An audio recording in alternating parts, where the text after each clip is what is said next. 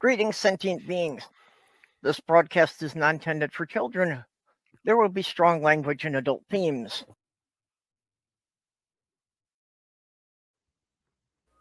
I'm not guaranteeing there will be any adults present. Adulting is optional and highly not recommended. Well, we're in great shape, apparently. Yeah, the only people who want to be adults are kids who think it's. Okay. I'm getting an echo back here.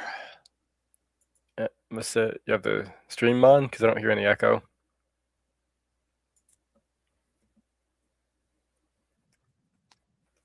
Yeah, I thought I had muted it, but I just, yeah, like I say, my brain is not working well, and I was picking the wrong tab, so I muted something that wasn't even playing instead. I have 50 tabs open and I can't figure out where the damn music's coming from. Yeah, happens all the time. So today is World Lizard Day.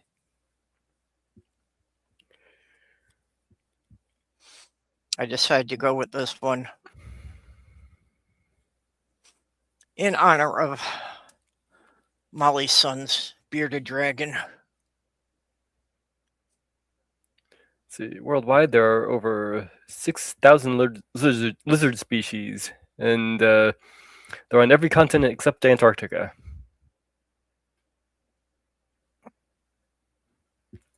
At least they don't think they're in Antarctica. What if the ones in Antarctica are just all white, so nobody's noticed them?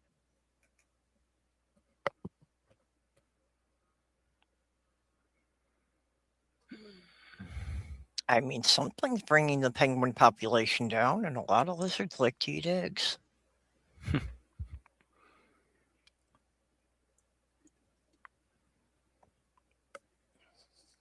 The phantom snow lizards.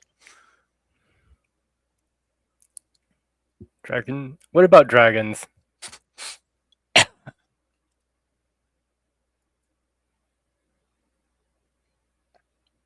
Shut up, Matt. Hello. Well, I did say bearded dragon. Ah. And I'm a dragon.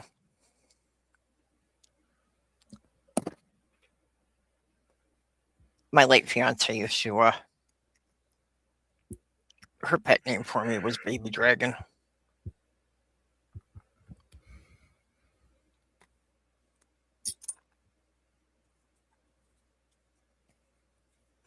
That's not good.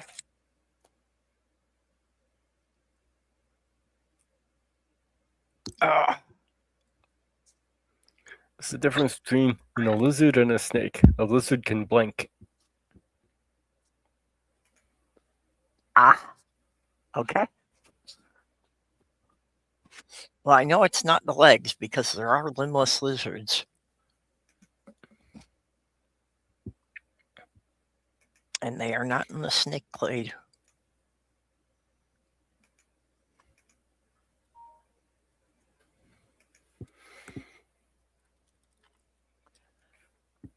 Hey, Matt.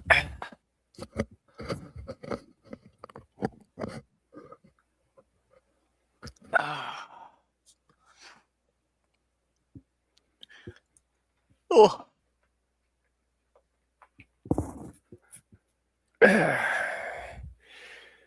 Done anything interesting this week?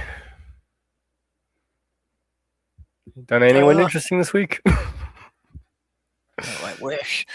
But no. About the most interesting thing I've done all week is laundry.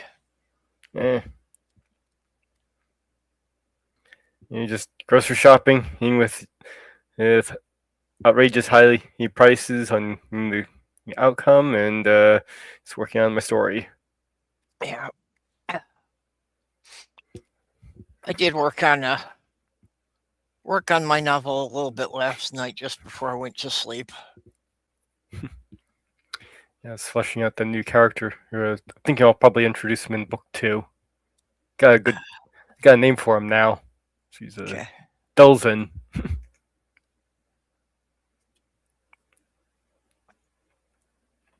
Got it from started as a word for from one of the native American languages, means it is black, and seeing as the character is supposed to have black fur,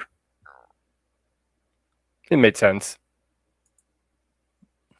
I like to add those little Easter eggs into the names. Yep. In the UK, there are only 4 indigenous reptiles: adders, slow worms, legless lizards, the grass snake, and the common lizard.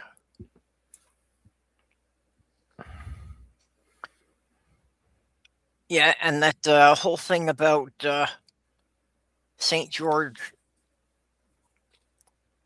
driving the serpents out of Ireland is all made up because there are no snakes that are native to Ireland, so they weren't there before he got there. He probably brought him over on the boat with him. Well, that just made his job easier. I don't know.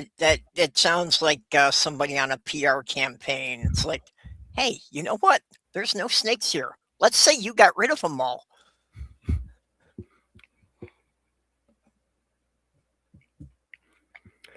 Yeah, live streamed an eclipse, partial eclipse. That's where you live. That's pretty cool. Yeah, it wasn't visible at all here. I'm sorry, yeah. St. Patrick.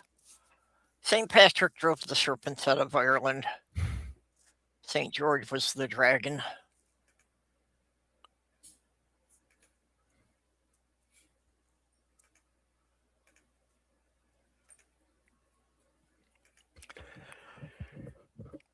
Oh. Yeah, it looks like people still haven't gotten the memo that we moved to Fridays. Yeah, well.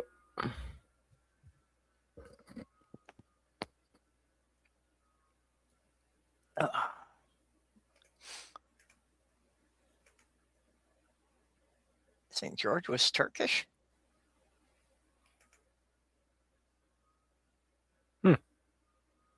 Okay. Don't know too much about St. George and all that, all those saints.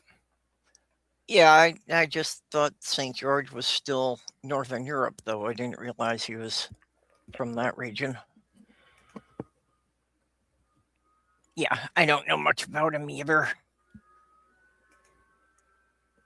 And the Catholics have so bloody many saints who could keep track of them all. Really? They're worse than Pokemon.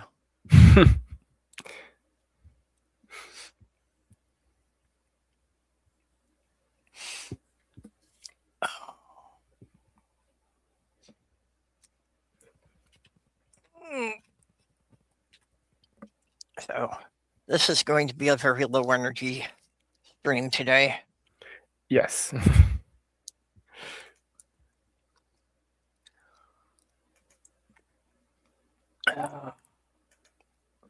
But cats are doing better.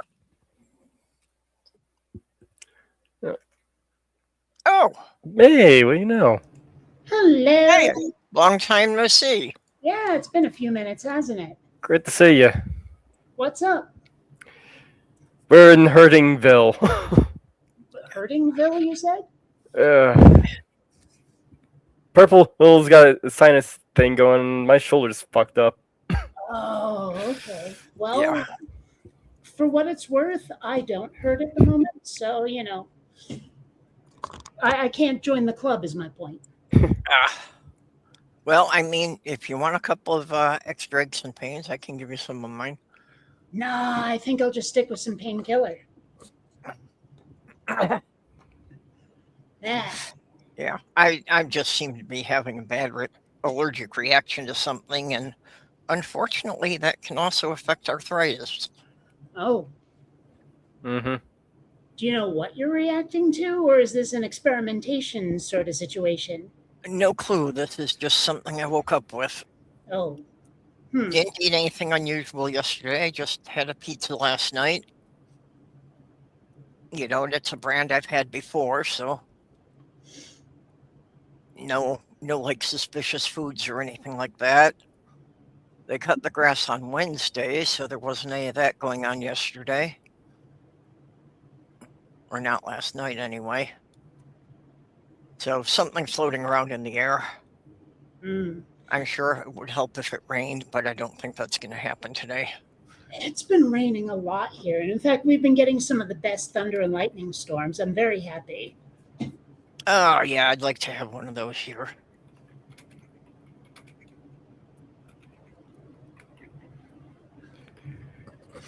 I think I need to experience some more good thunderstorms. Hmm. Well, I mean, we used to have great ones here in Vermont when I was a kid, and then I moved back after like years on the West Coast. And for 4 years, we get like a thunderclap, not even a thunderstorm, a thunderclap.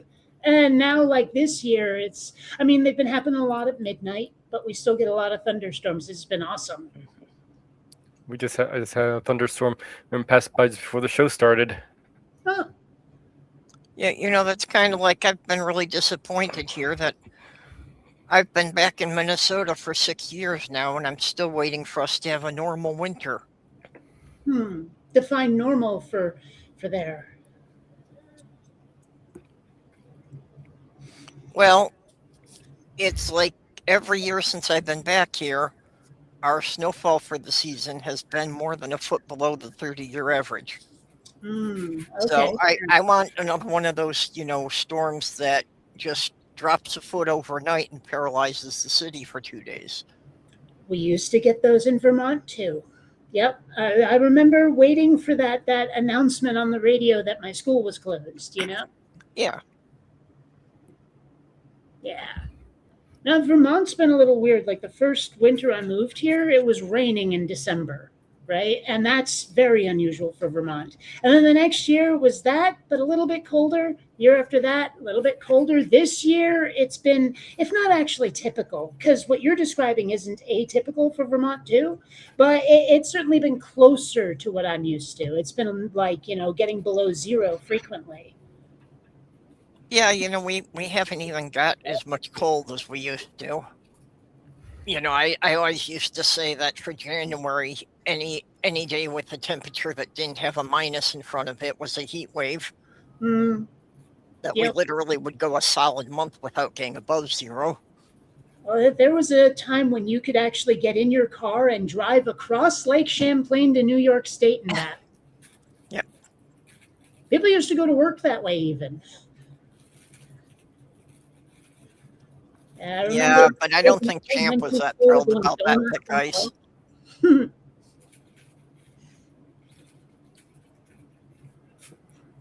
Yeah. That's another thing. It's like Minnesota, we got 10,000 lakes. Why don't we have a decent lake monster here?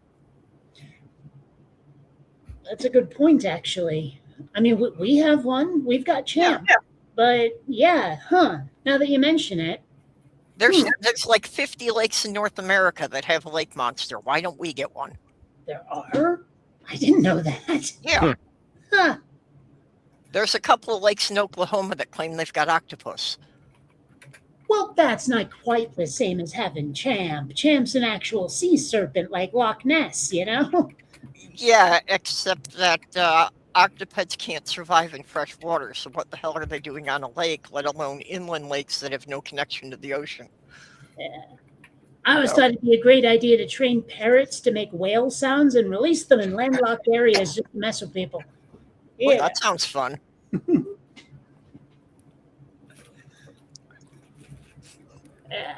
The seagulls have gotten smaller too. What have? The seagulls have gotten smaller too. Huh. It used to be if you just had a short flight, you could tie 6 or 8 seagulls to your car and they'd just carry over there, but they were a bit hard to steer, but Yeah. And then you realize you didn't live in a Disney movie.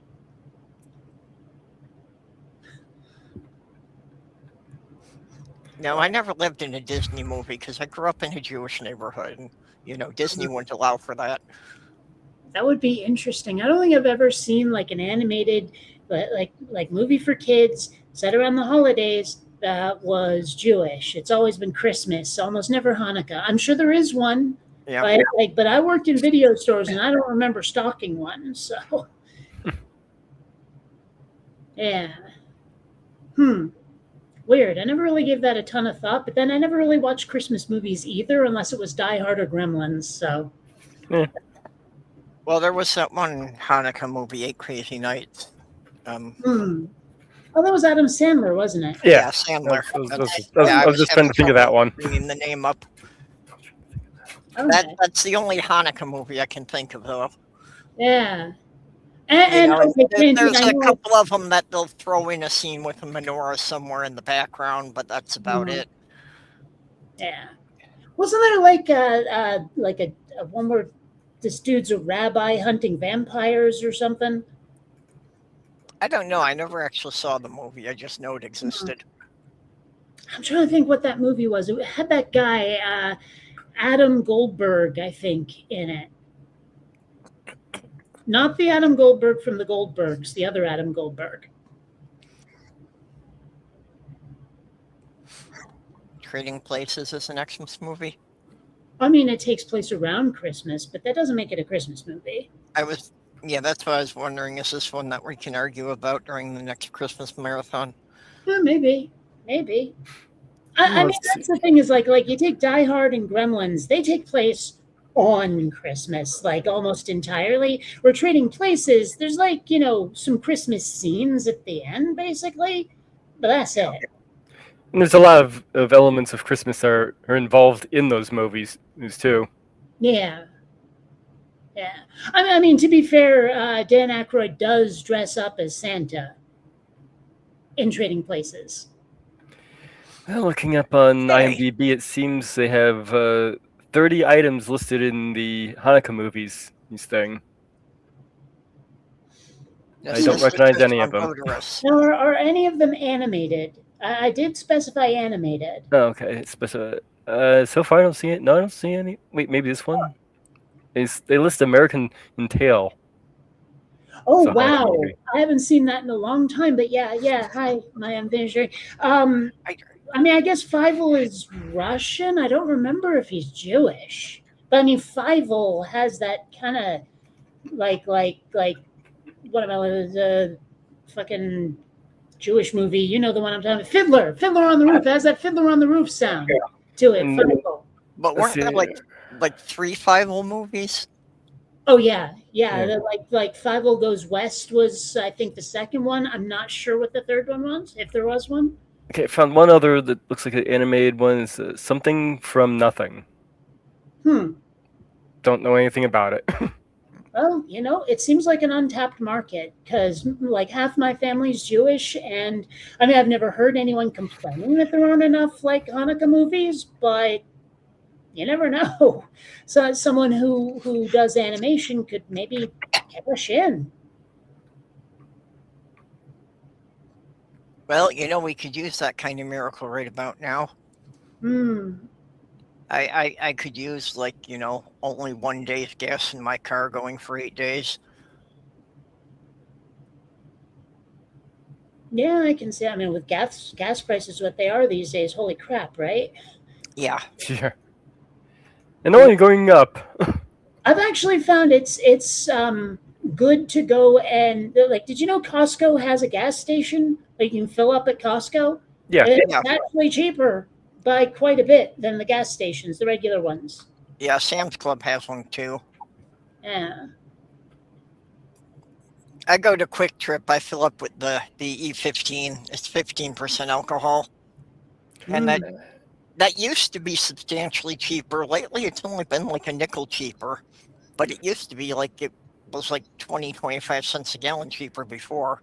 I don't have a membership to Costco. It's the only thing left where the mall was. So to Matt there, I did not actually see Tron in the theater. I was the right age for it. Didn't actually see it in the theater though. But Yeah, I like. See, the thing is, I was raised by hippies, and they did not want me watching violence. Right? I had to beg and plead to frickin' see Star Wars for crying out loud. So, oh well, yeah. I mean, I love Tron. You should see my shelf full of like Tron crap up there. You know, like Funko Pop and action figures and stuff. Yeah. They didn't want you to see violence, so you never got to visit Chicago. Actually, I've never visited Chicago. I've been to the airport, and that's like it. I don't think that counts. To be fair, O'Hare Airport is as big as some entire cities. Yeah, but no, like the closest I've been to actually going to Chicago was watching the Blues Brothers and Adventures in Babysitting. Yeah. So, yeah, I have nothing against it. I would totally go if it was all expenses paid and I had a good reason. But yeah, Well, I grew up in the Chicago suburbs, so in the Blues Brothers, I recognized all the locations. mm, And there was one scene in there where they were going through Wheeling, and just in the backdrop was the house of the girl I took to prom. ah, yeah, hmm.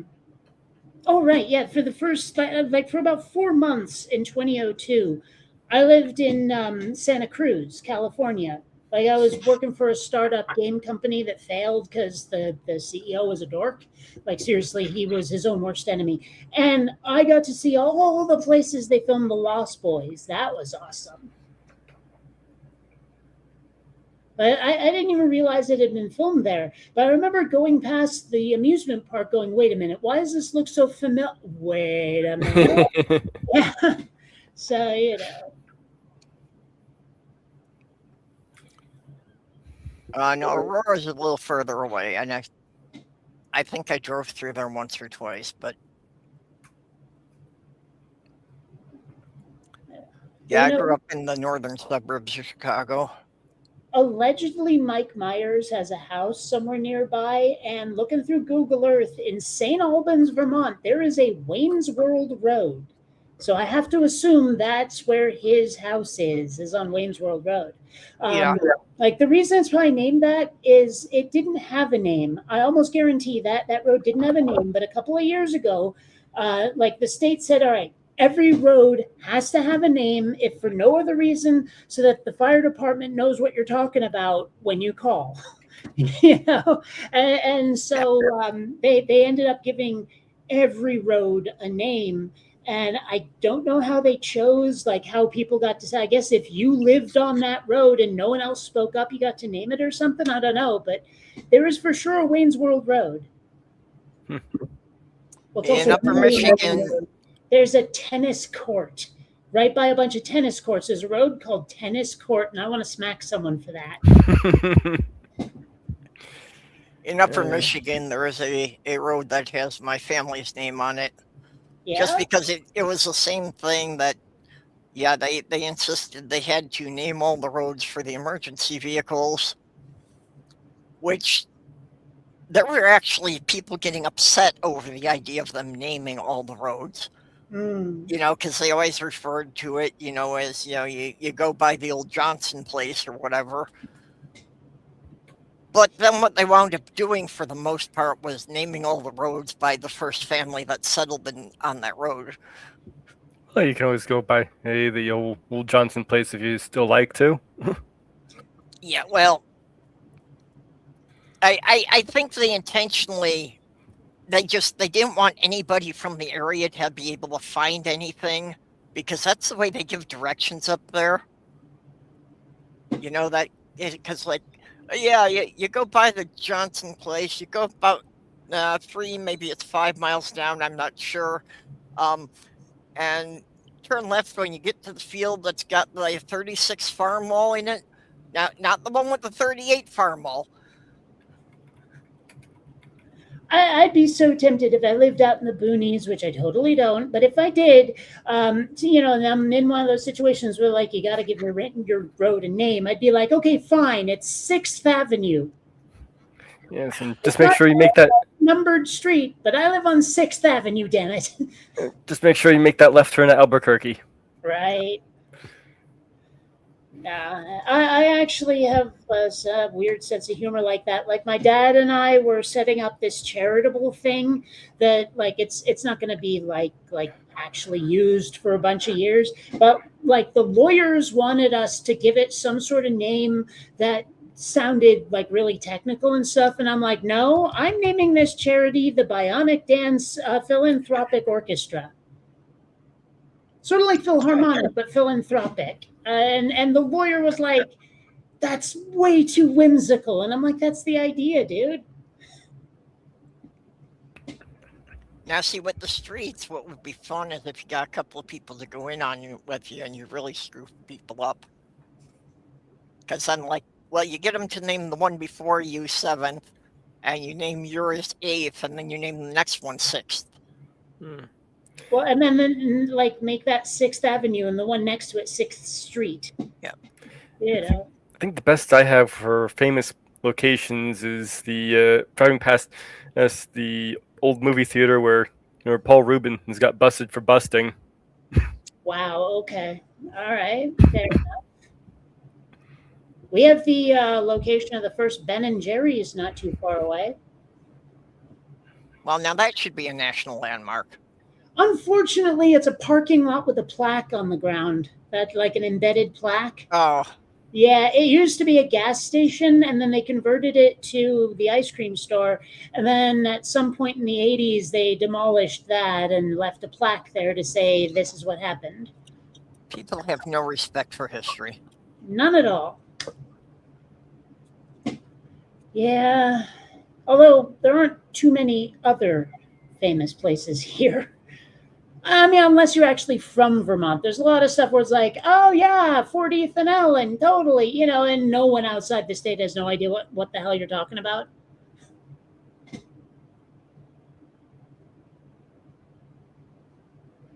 Yeah. Hey, fire department, we're at the gas end of No Place Road.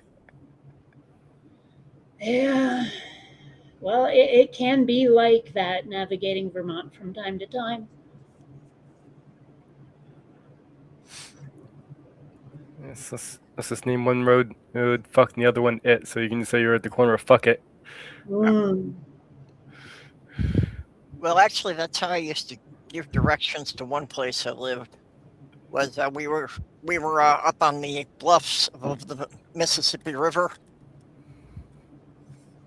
So I used to tell people that, you go over the bridge, you turn left on the first street, and if you go off the cliff, you've gone too far. Yeah, it makes sense. Yeah. Although, if you have a flying car the way I wish I did. Yeah, the flying cars didn't work out too well because in order to drive through traffic, you had to store the wings somewhere. Well, I mean, like, I suppose if they were hovercraft or something, I don't know. Like with the actual the rotors under the car or somehow, I don't know. No, but one guy did make a prototype of a flying car, which basically was just a hatchback that he had a detachable wings and tail for it. So he did the proof of concept. If he actually flew it between two airports, took the wings off, and then drove it. I've seen a couple of hover motorcycles too, where it's basically like a hover cycle, but it's got the propeller rotor thingies like a drone, basically. Yeah. It does look a bit ungainly, but I'll take one. Yeah, one of the problems with them, though, is have you ever stood, been standing under when a low-flying helicopter came by? Yeah. It kind of messes up things on the ground because there's that whole thing about having to push down enough air to lift the weight of the craft. Yeah. I've had those a couple of times here because we're like half a mile from the hospital, so we get the medevac copters come in here. Well, when I was living in San Diego, I mean, that's a Navy town. And also a lot of cops would, like, there were a couple of times I'd be walking outside and this helicopter would be going overhead and some loudspeaker would be like, missing person alert. And then it would describe who to look out for, kind of thing. Oh. And I've never had them, using the speaker like that. I have had a couple of times that they obviously were looking for someone because they were flying low and had the searchlight going. Yeah, never seen the speaker thing myself, or heard. That's why it was remarkable. I was like, really? You guys do that? Yeah.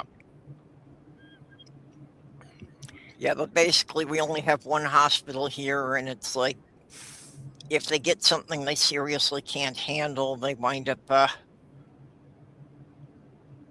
taking them out by helicopter to the Mayo Clinic.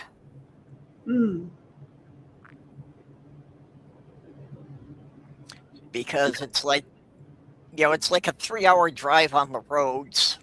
I suppose with an ambulance that doesn't have to obey the speed limits, they could make it maybe like 2.5 hours, but helicopter makes it about 40 minutes or something. Actually, it's funny, Matt. Today is my usual D&D night, but it got canceled because too many people had personal business they got to do. So, but otherwise, I would probably be at D&D tonight. Yeah, I'm actually playing a goblin bard named Morag right now. I have not done much role playing, but I did run some campaigns a number of years ago under a system called Tunnels and Trolls. I've heard of it. I've never played it. Yeah, basically it was just when the D&D rulebook got to look like a set of encyclopedias, it was a very simplified system. My dice are in my backpack. I don't feel like going up to get them. Getting personal here, I see. Well, I mean, also like there's a lot of dice. I mean, there's a lot. They fill my backpack. I have a dice bag. It actually, in glow-in-the-dark letters, says "Spaceballs the dice bag." It's not big enough to hold all of them, so. Was it Tunnels and Trolls in ET? I had never noticed that. But yeah, I've got lots of dice for board games and such. Actually, on my first year, my T-shirt from the first year of Con of the North, I had put my gamer's axiom on the back. He who toys with the most dice wins. Yeah. I've actually had an idea in the back of my head for a project for a while where it's like a medieval setting, but it's invaded by aliens. Like the anal probing, abducting, crop circling aliens, Greys, Zeta Reticulans, right? I was going to call it Abductions and Dragons, which might be lawsuit worthy, but it's still hilarious. Other ideas were like Area 1451 kind of thing, A Midsummer Night's Scream. But I think it would be actually a lot of fun where you have wizards who have to summon dragons to fight the flying saucers that are invading the kingdom kind of thing. Maybe someday as an animation, we'll see. Sounds fun. I must have been watching this guy as a Dungeon Dad. He takes these old D&D monsters and converts them into 5e. I actually love to see one time. Like convert old modules. Like I love to play in D20, keep on the Borderlands kind of thing. You know what I mean? Keep on the Borderlands. I know that one. Oh, old module, like pre-AD&D module. Oh yeah, well, you forget how old I am. I played first edition Dungeons and Dragons when I was in high school. Most people probably don't believe when I was in high school at all. Just saying. Well, I mean, most people stay there for a couple of years, not just a week or two. Yeah, well, I was not that kind of Sheldon-esque genius in high school. In fact, I hated high school. It's weird. Like about a year ago, I suddenly realized I could not, for the life of me, remember doing homework when I was in high school. Like I remember never sitting at home and doing my homework, and I was like, "How the hell did I ever graduate?" Then I realized I was doing it all in study hall, so Ah, that I didn't have to do it at home. But for a while, it took me a while to remember that, and I'm like, "How the hell did I graduate?"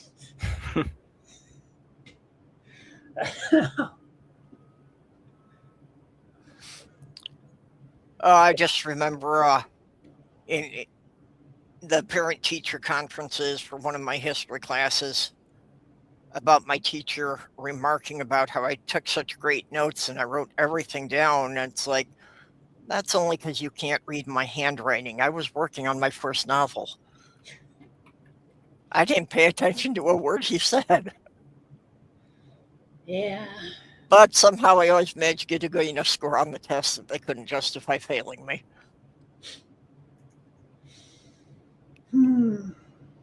Yeah. You know what I don't miss? School. Yeah. I'm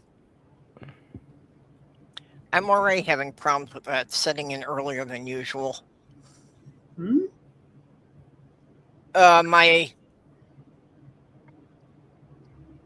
Even for the age I am, I still have this, problem with my general mental health bottoming out in the first week of September. And I've realized that is all connected to the anxiety of school starting again. And it's like, for as long as I've been out of school, you'd think it would have ended by now, but it still comes back every year. Yeah, I get recurring nightmares of being back in school. That's why I'm saying it started earlier this year, because I'm already having the nightmares. Wow. Yeah, no, school sucked. Yeah, but a lot of that I don't remember because, about half of that's, during the decade that I've basically have completely blocked out all my memories of. Basically my whole time going through elementary school and into the beginning of high school. Yeah, my elementary school's getting torn down right now. They're building a new one. You know what's weird is like a couple of years ago, I was voting, and the vote was happening at my old middle school. And except for the security features they've installed on the front door, it looked exactly the same, which was weird. Like down to the art on the walls, exactly the same. They haven't Damn. changed it a bit. It was weird, like freaking Twilight Zone weird. I was told by some teacher who worked at the high school I went to that the place was completely different. I wouldn't recognize it. Well, the high school I went to for my first 2 years of high school, and then they closed it. So I went to high school there. They opened the auditorium up as, a theater venue for a while, and I saw Mark Russell live there. And then my brother got hired. Huh? I don't recognize that name off the top of my head. He was a political satirist, very much along the same veins as Tom Lehrer. Oh, okay. He used to do specials on PBS. But then my brother got hired to do some of the renovation work on the building. So I got to go in there and I got to bust down a couple of walls in the high school. Nice. And then the renovations were because they were making it a satellite campus of a community college. So then the following year, I got to go to college there. Mark Russell died on March 30th, 2023. So about 2-3 weeks ago, I saw Weird Al Yankovic in concert. That was pretty cool. Oh, Sinister Porpoise had just gone to see Weird Al too. He puts on one hell of a show. I'd imagine. So many costume changes. Oh my god. Yep. Yeah, I saw him about 15 years ago. Because he was doing a show in Minnesota, and one of my daughters, is kind of getting into his stuff, so took her to see him. And she had this really curly, frizzy hair, so it's like after the show, we saw some people kind of milling around this one gate, and we went over to see what was going on. And some guy from one of the guys from the local radio station says, "Hey, you look like you're related. Come back here." And we got to go back to his trailer and meet him. Nice. So I have an autographed copy of Bad Hair Day from that. I desperately want to ask Weird Al if it's his fault or their fault that he never did a parody of my favorite band. Because like there are a lot of artists who've told him no, and he does ask permission. So I'm wondering, like, did he just not think of it, or did Roxette turn him down? Because there's a lot of like opportunity for comedy in their songs. I mean, if nothing else, it must have been blood instead of it must have been love.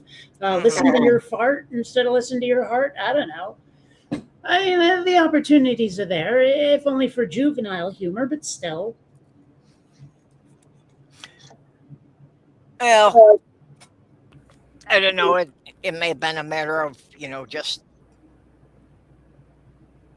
did he feel that they had songs that were known to a large enough audience for the parodies to work?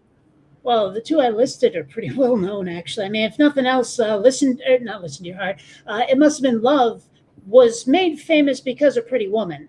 Oh, okay. 91. So yeah.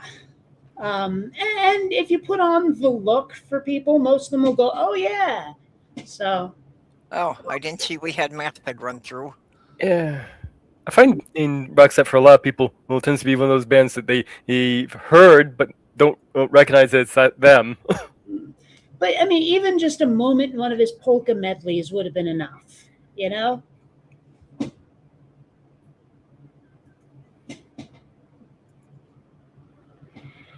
I was a class clown until my higher intelligence found out. Now I just feel like an idiot. Well, fortunately, okay, now my doctors refuse to use the word stroke. The most they'll say is stroke-like event. But when that aneurysm kerploded, yeah, fortunately, it didn't really seem to impact my intelligence too much, but my memory is garbage. So, yeah. Yeah, strokes are not fun.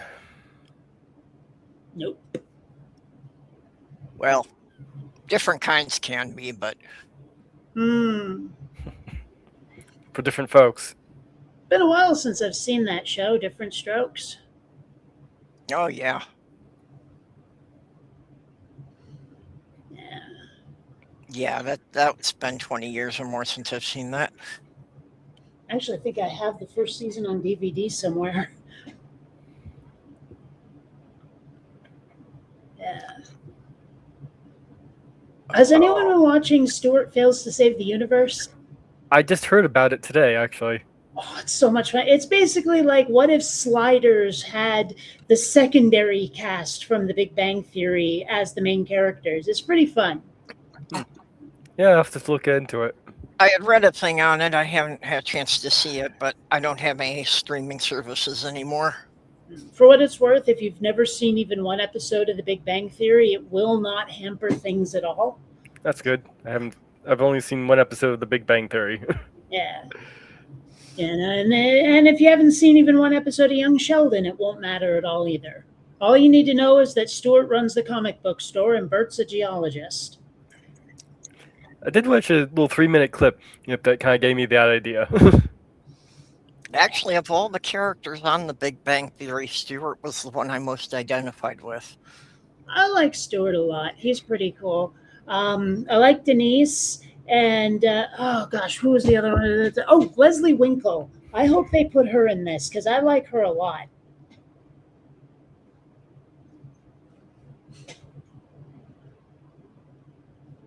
Hey, Native Atheist. So, Yeah. It's been a long time since I've been on one of these streaming shows. I'm not sure why. I think after Diana stopped doing shows and then died, I don't know. Yeah. Yeah. But no, it's good to be back in a way. Yeah. I don't know. I've come to realize I kind of prefer being on the other side of the camera for the most part. Despite the 13 and a half, maybe 14 years of doing YouTube videos, but still, it is good to be back. Yeah. Well, I couldn't do it live on camera. I don't need, I would just, it would build on my anxieties if people were like seeing everything I was doing the whole time I was on here, just because if my hands don't have anything to do, they will find things to do that I'm not even aware they're doing. Mm. And that's why OnlyFans exists.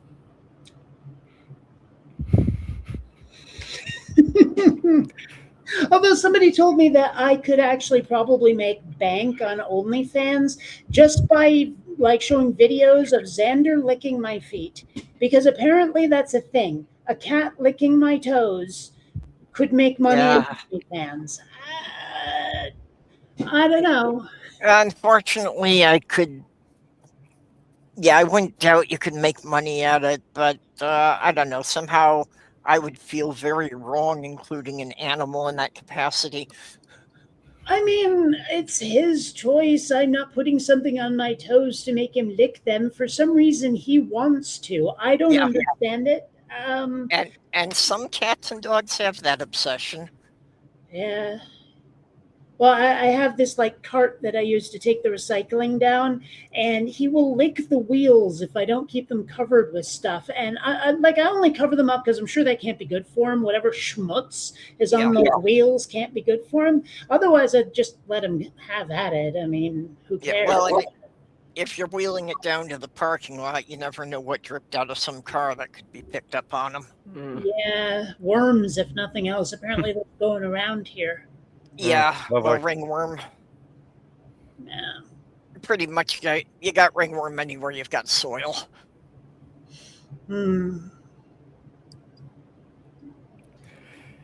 Yeah. Molly gets into these modes where she'll just lick anything around her. Yeah. Oh, I see Xander. Where the heck is Nuka? Oh. If you don't know, I have another cat. Columbia died about 3 years ago. She was pretty sick. I remember you lost Columbia. I didn't know that you'd had another one since then. Yeah, well, Xander was acting super duper lonely, and I figured, what the heck? And I got this black rescue kitty from Florida, and I named her Nuka after Nuka Cola from Fallout. Yep. But yeah, she's easily spooked, but she's become one of the most like affectionate kitties ever. So yeah. Yeah, I've got this black cat coming around in my house. Don't know if it belongs to anyone though. Yeah, I lost Sammy just a few months ago, and I wasn't planning to get another cat right away, but friend of hers had a cat that needed a better home, so now I've got another one, Sage, which everybody told me that, she was, feisty and she was, spicy and bitey, so I was all prepared for that, and it's like, no, not seeing any of that. She's just a cuddle bug. So I think it's just a matter of that, she needed a new home because the roommate's dog was harassing her, and I think it was just once she got out of that stressful situation, she's like, oh, I can be chill here. Yes, and now you need to get 3 more cats named Parsley, Rosemary, and Thyme.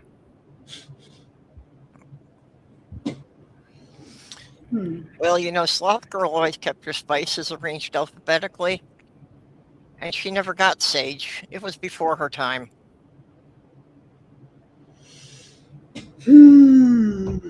Okay. Yeah. Now I saw like someone had this scene of that was supposed to be, in some sci-fi universe where they have all the fakey products with funny names on them that are based on like, today. They have like Professor Pepper. And I was like, I mean, I get what you're going for with Dr. Pepper, but why not like a different spice? Why not like Professor Paprika? Would have been a hilarious name for a soda. Yeah, there's our sloth.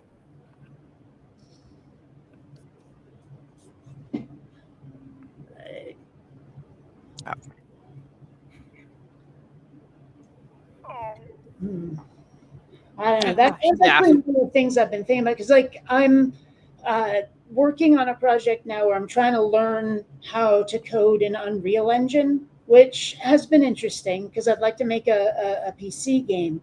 And I've been trying to decide with myself, like, do I want to make something that's kind of tongue-in-cheek funny the way like Fallout is, or the way like what was that, High on Life or whatever those games are, or do I want something that has a certain amount of verisimilitude where maybe there's fakey products on the shelf, but they're not cynical or silly at the same time, but like deciding what's the demeanor of my fictional universe.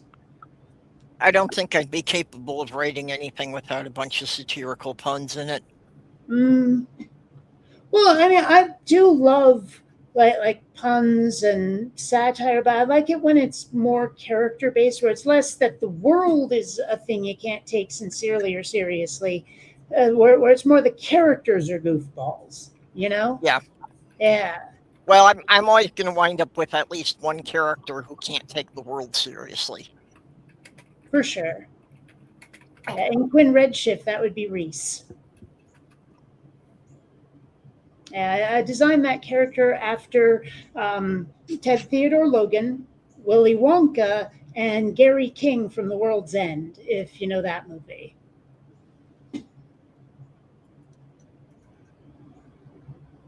Nice native.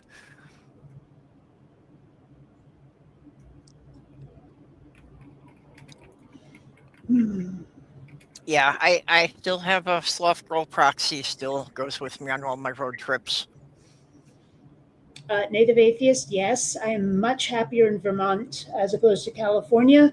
If nothing else, the people in San Diego were really disingenuous, really obnoxious, really self-absorbed.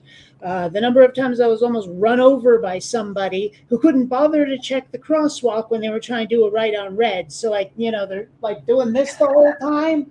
And I'm about to walk across and they've had to jerk to a stop because they suddenly realize I'm there. That's not what it's like here in Vermont. People are much more polite. And when they're not, it's more that sort of like East Coast honesty. Like I would rather have those two people in New York City who live across the street from each other just shouting "fuck you" across the open windows like that, than the people who are polite to your face but are really obnoxious in California. Yeah. Here in Florida, you have to look both ways while walking on the sidewalk on a one-way street.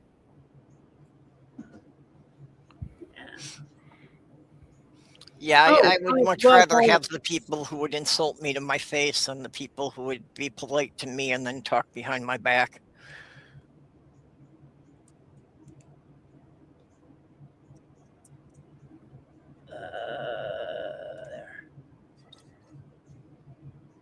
Okay.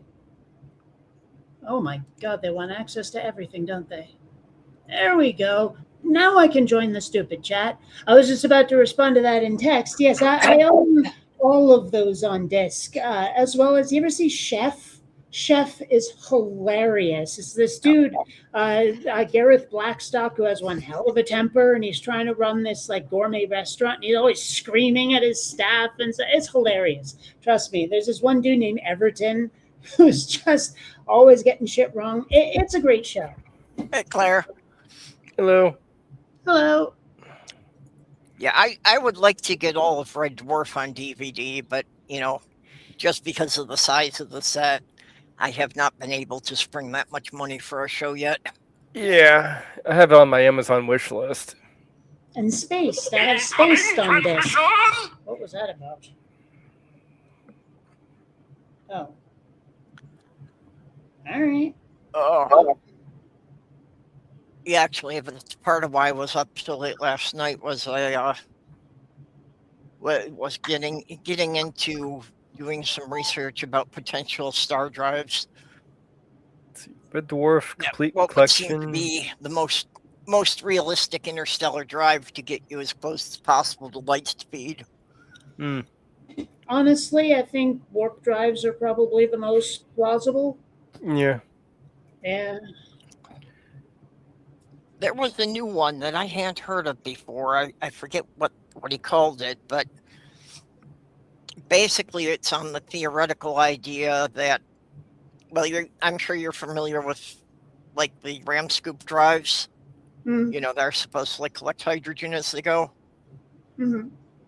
And apparently there's theoretically something like that, but it generates a field that should collect dark energy. Let's see. Red Dwarf Complete Collection on DVD is $52.99 on Amazon. Not too bad. Oh, is that all? Yeah. There's some pretty wacky ideas where, like, launch a nuke out of the back of the ship, explode it, and then ride the wave. I mean, like, assuming you don't get destroyed, that could work. Yeah, that was the Dauntless project. And yeah, to get to Alpha Centauri, it was supposed to have like a dozen nukes that it would explode against the plate of the back of the ship, one after another. And then, of course, on the other end, then you gotta flip the ship the other direction and explode a dozen more to slow you down again. There was a really small sci-fi convention here in Vermont, like over the summer or early spring or something, and I got to meet Claudia Christian. That was pretty cool. Commander Ivanova from Babylon 5, because I had worked on a video game in Seattle that was based on the Disney movie Atlantis: The Lost Empire that she was in. And so I brought the last surviving copy I had of that game and had her sign it. Because I was like, not only was that the source of my first IMDb credit, but it was also, I got to work with so many, well, not work with, we never met each other, but still, it was on the same project with a bunch of stars. I mean, like she was in it. Don Novello, who plays Father Guido Sarducci, if you know that stand-up character, he's in it. Stuff like that. It was really cool. So, yeah. Yeah, I saw a news item earlier in the week that apparently somebody found a couple of unopened cases of the original Mario Brothers Duck Hunt cartridges. Huh. Okay. Like some warehouse in Wisconsin, they just found these just in the back of it, buried under stuff. You ever watch the Slow-Mo Guys? Nope. A couple of times.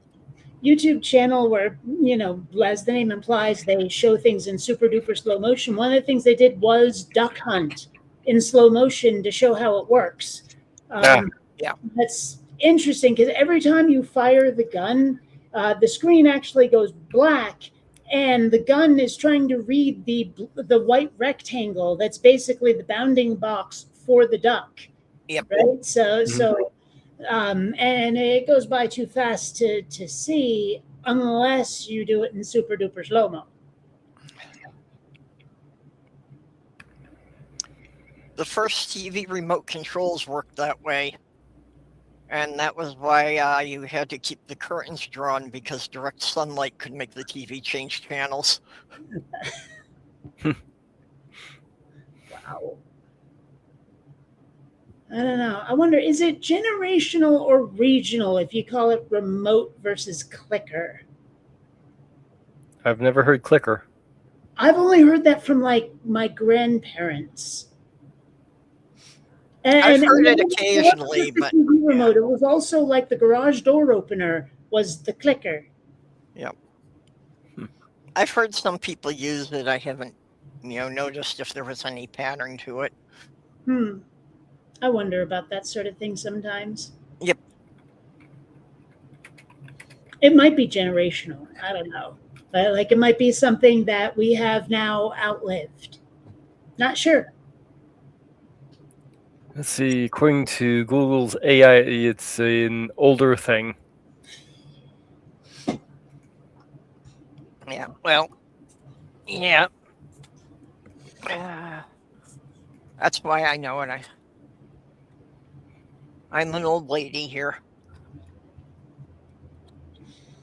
Well, I don't know. I think there will be time to get old when I'm dead. Well, no, I am not actually old. I took care of the problem of getting old some years ago just by redefining the word old as always being 5 years more than my current age. Well, then let's say there's time to grow up when I'm dead. Don't do it. Growing up's for suckers. We were warning against adulting. Mm-hmm. Yeah. Adulting's a hassle and you don't really get much out of it. I mean, being able to buy your own booze is about the only upside. And I actually decided to not drink anymore like 2 years ago. It wasn't like a problem. I mean, for years, just my desire and enjoyment of drinking just sort of ramped down all on its own. And then Yep. I got this email from Bernie Sanders about liver disease and stuff, and I was like, I guess I'm just done with this shit. Now I got weed. I just have one glass. Well, actually later tonight. I actually made a on Udio an Irish drinking song called "Our Pipes All Full of Green," where it's just about giving up whiskey and taking up weed instead. Ha. I mean, I know some people have opinions and feelings about like AI generated stuff, but Udio is, I don't know. I challenge anyone who's against it to to successfully make a quality Udio song just once and then tell me again that it's not an art. Yeah, I know the feeling with Suno. I mean, I tried Suno, but like Udio will let you generate in 32-second chunks where you can keep adding on to the song, so that the first 32 seconds, if you go, that's not quite the right genre, you can get it right the first time, and then it builds on that 32 seconds over time. And when I tried Suno, I was like trying to do that, but it wanted to give me the whole song. Yeah, it gives you the whole song. I'm gonna have to go check that out then. It felt might be less easier. like a creation tool on Suno. Mm. Now, Yeah. Udio has its own problems though, because was it Universal Music Group or whatever decided, oh, we want to turn you into this thing where you can remix other artists, and so now you can't download your songs and this, that, and the other thing. It's kind of messed up. You can still get your songs, you just have to record your speaker's output, but still, I feel like it's a better tool to create the song you want rather than just getting a song. Yeah. I also decided to try challenging myself a couple of times to make songs in genres I don't enjoy, right? Like, I have specific opinions about musicals, like musical numbers. If the song moves the plot forward, I'm not bored, it's okay. Or if it's especially hilarious. But if it's just, I live in this town and I love it for 5 minutes, I'm not a fan. So I decided to make one called Bean, and it's all about this guy who loves vanilla, right? And so the whole song is just waxing eloquent about vanilla. Another one I did was a country song about a pirate whose girlfriend stole his treasure map called My X Marks the Spot. I don't like country music. It's not my thing, right? But I figured, what the heck? I'll make a country song about a pirate. With these self-driving cars, maybe have a song about the truck leaving the person. Yep. Your little thing, purple. Yep. I was about to say that. Yeah, we're bound to have a country and western song about why my truck left me. I don't know. I haven't even dabbled with the AI, but I know I can't do music. I mean, I can do like parody stuff like Weird Al does, that I can take a song that I know and put new words for it, but that's about the only thing I can do. I've been using AI for writing my story. To help me get me for brainstorming and kind of gives me like suggestions on how to write it. Well, one project I've had in mind for like Unreal Engine, although that might turn out to be overkill, is actually to try to make like a sort of organizational thing for fictional universes, sort of like a wiki, but with lots of links that can go to the different topics and stuff, just as a tool for authors to keep track of their own lore, kind of thing. Like, because there have been so many times I've tried to come up with a fictional universe, and then I end up losing track of the different dates and this and that, and the other thing, all the things I have to cross reference. And Yeah. it's just really, really tough. Oh, yeah. If there was a tool for that that didn't suck, because there's a tool out there called Obsidian where it's the right idea, but there's no formatting tools. So basically, you have to learn HTML to actually make anything with it. It's kind of The one Yeah. I heard about was called Campfire. Though There's it takes Campfire like a World subscription. Builder is another one I've Yeah, heard World about, Builder, but World Anvil. well, none of them quite fit what I wanted. So someday Yeah. I'll make my own. yeah, I'm not even organized enough to use one of those, so I still resort to flowcharts, paper and pencil.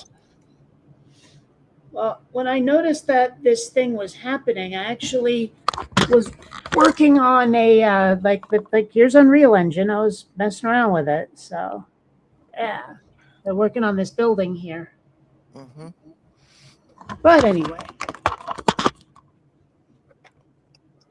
so, Yeah, as I'm writing my novel, I'm trying to design some of the spaceships, and I'm trying to do the spaceship for each species out of totally different types of materials, so that no two of them ever look alike. And that's what I'd like to do for the book cover if I ever actually, get a paper copy printed. Is I would like to have the 5 main characters be drawn by 5 different artists who don't collaborate with each other. Yeah. My story's about 500 years too early for spaceships. Well, my story's Earth is too early to be for spaceships, but there's lots of other species that have them. I have considered trying to make some sci-fi where there's no humans at all. Yeah. Well, And basically, one the of these whole things I will delve into fantasy, into high fantasy, medieval fantasy. I swear I will. One of these days. the whole premise of mine is that supposed to be a group of ambassadors that are sent to check whether or not we're ready for open contact yet. But I'm trying to keep it grounded, in the laws of the universe as we understand it.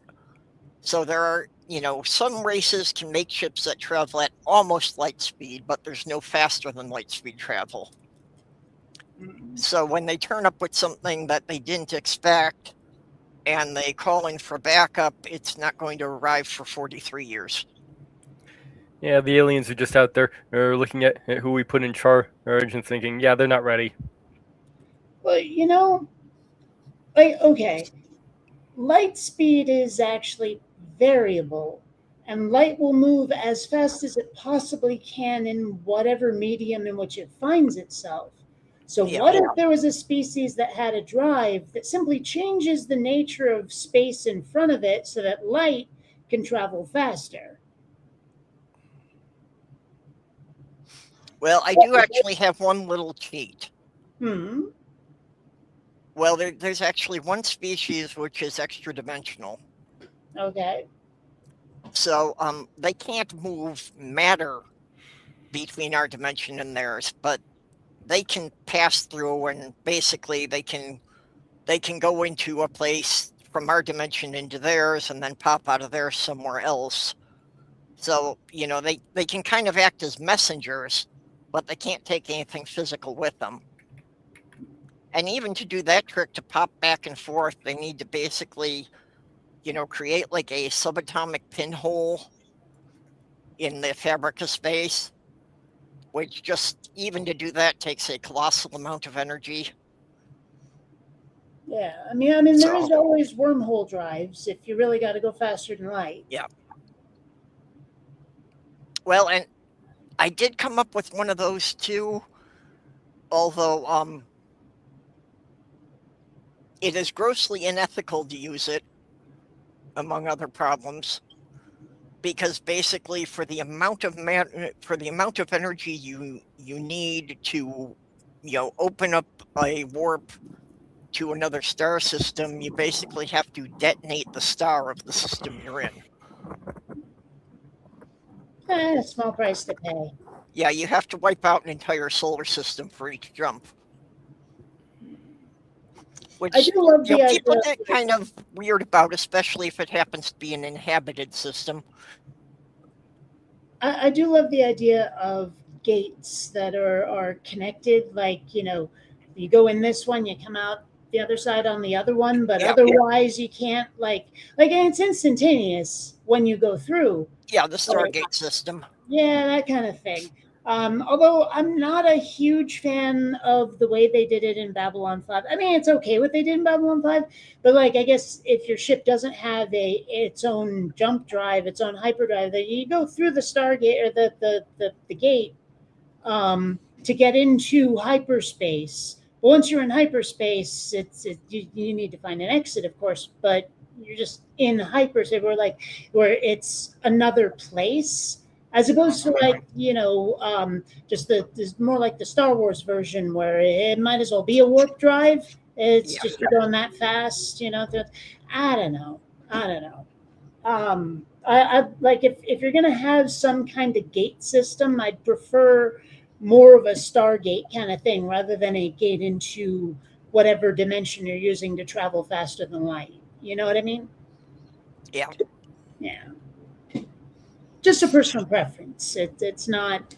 I wouldn't stop watching a show if they did it the wrong way or a way I didn't prefer, rather. But yeah.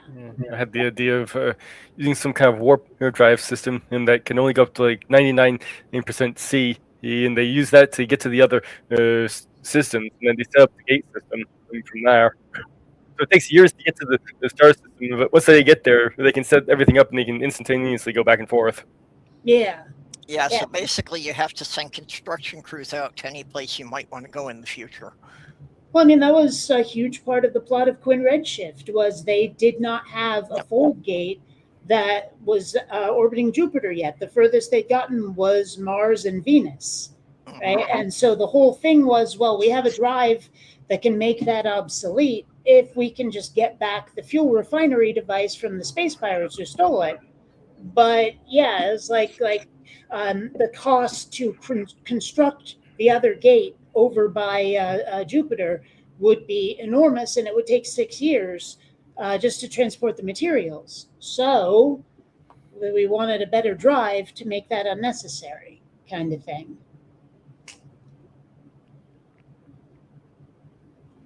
Yeah. Yeah, basically, I've got the Galactic Alliance system, which is pretty much doing interstellar transit buses. That they just have these circuit cruisers that, go around in a set loop. So, you can board a ship to go, whichever systems are on its route.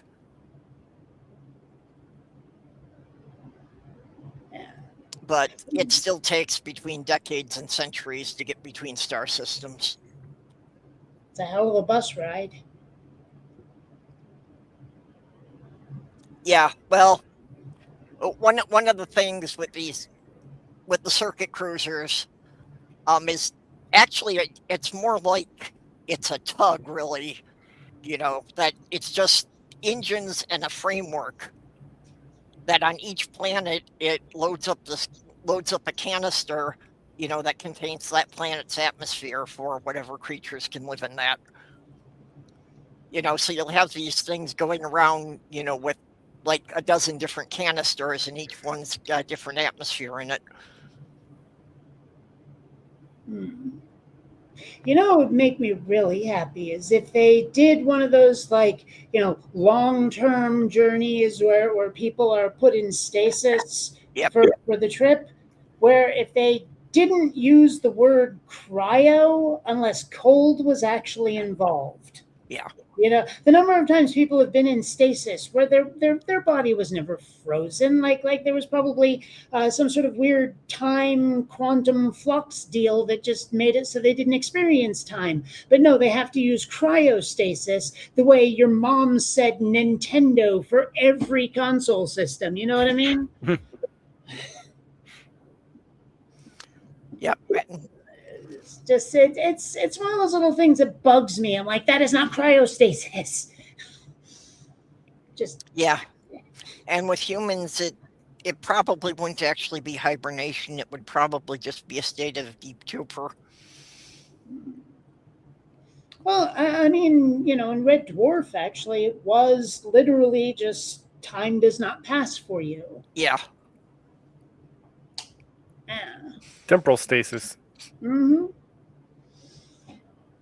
Ah, well, it's just one of those things. Like, I'm not usually a stickler for whether or not, like we followed the exact science, but don't trigger my bullshit meter, please. Yeah. Like, okay, I've been stuffed into enough MRI machines that when I see someone on like House or Scrubs being put in one with no ear protection, I'm like, lawsuit incoming, because that person's deaf now. Like, I get why they do it. The actor wants their face on camera, but still. Yeah. Oh. Was a bad news item I saw about an MRI machine. Hmm? Well, of course, they ask if you've got any metal on you. Mm-hmm. And apparently this one guy said he didn't. And he had a concealed gun on him. Oh. Yeah, well, the guy survived it, but I don't think that he can walk anymore. I think is what, that basically the bullet went through his upper thigh. This was going to be another one about piercings, but okay. Wow. Yeah, just the machine set off the trigger on the gun. I don't know. If I ever have to be put into another MRI, and they ask if I have any metal on me, I'm going to have to be like, always. Yep. Yeah. Well, I won't do another one.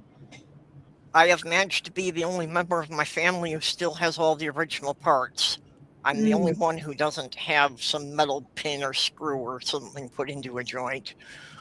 I've still got all my wisdom teeth. And I've never had braces. Mine's wisdom teeth, but I've never had braces. Yeah, I ran out of teeth years ago.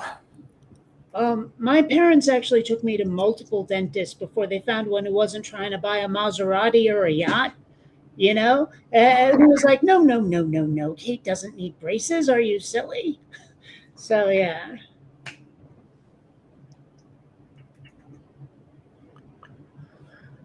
Well, I would like to be able to get something, but yeah, for me to have anything stay in place, they've told me that I don't have enough bone left in my lower jaw.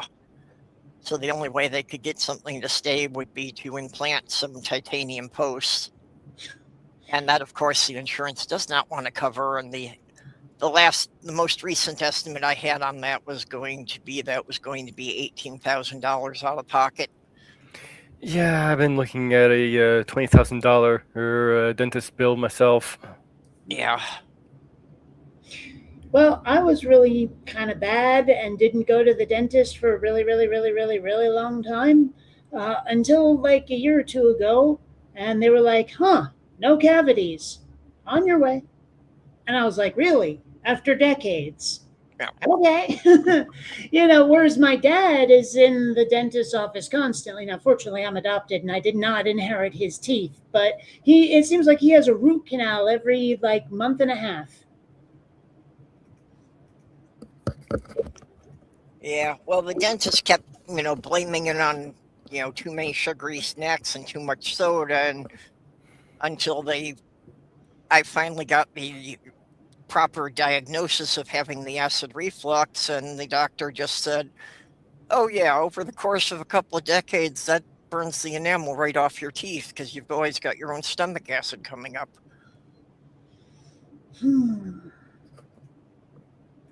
So basically, my body digested my own teeth. Fun.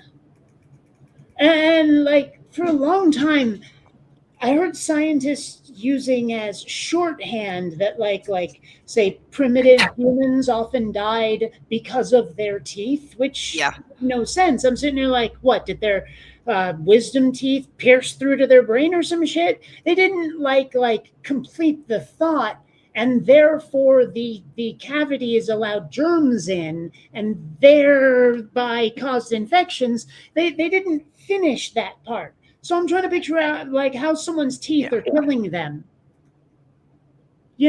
Complete. Well, also for a lot of them, it was just with the unprocessed foods. It took a lot more chewing and grinding.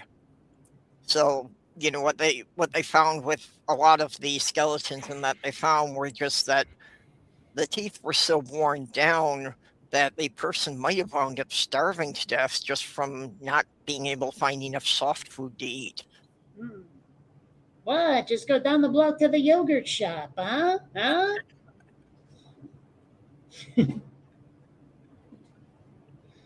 Yeah.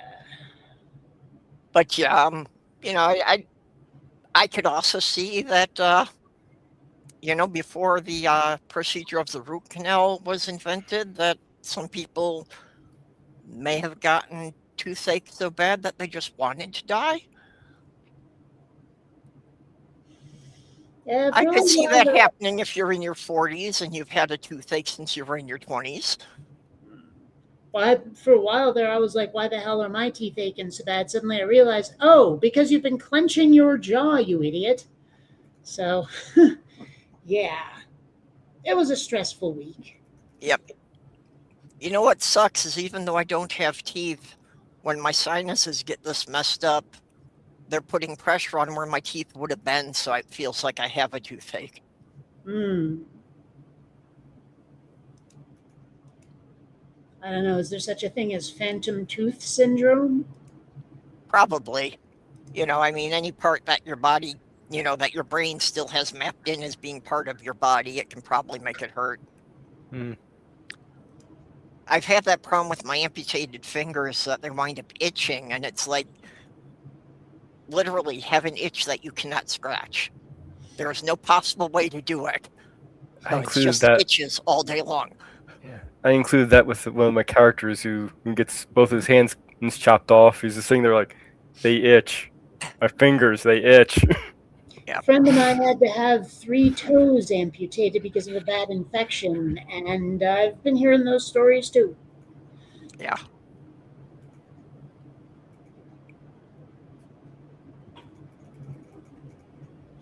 Yeah, fortunately, I still got all my fingers and piggies, so.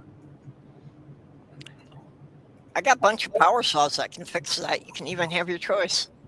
I'm not sure the word fix is the one I would use in this instance.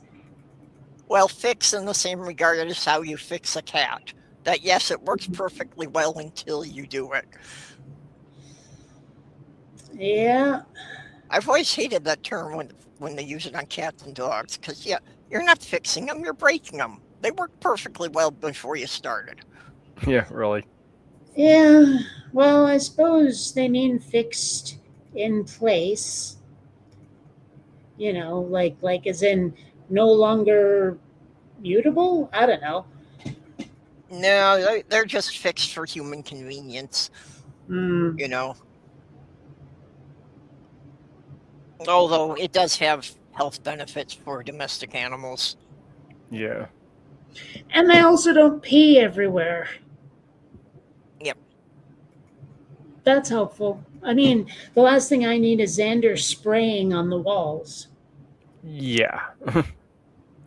Or the couch. Now, with with male cats, you can still have that problem if they still feel the need to mark territory. Hmm. Well, Xander feels the need to mark my shins, but that's about it. Yeah. Well, like Ethan, he'll only do it in the box, but sometimes he will try to do it as high up on the wall as he possibly can. She doesn't do it quite as much anymore, but when I first got Nuka and she would use the box and then scrape at the top of it instead of like burying, her waist just like from the litter, she would try to scrape the plastic container. And I'm like, can't you see you're not getting anywhere? Can't you tell that nothing is happening except you're making a ton of noise? My dad apparently had a cat they named Shithead because the cat would get into the litter box, stick its butt outside the litter box, and poop. Yeah. Well, first of all, he's probably got too small a litter box then. But yeah, for a while, Sammy's son and Ethan literally had pissing contests. So I had to, put shields that were 16 inches tall up around the litter boxes just so it didn't get on anything. Because, yeah, they would both be trying to see who could do it the highest. Which, again, it's another common thing for animals that, in the wild, they try to put their markings up as high as they can to try and bluff animals into thinking that they're a lot bigger than they are. So I got to ask, who won? I certainly didn't. Although for the most part, it wasn't too bad because, generally just white vinegar will clean it up and kill the smell. Hey there, buddy.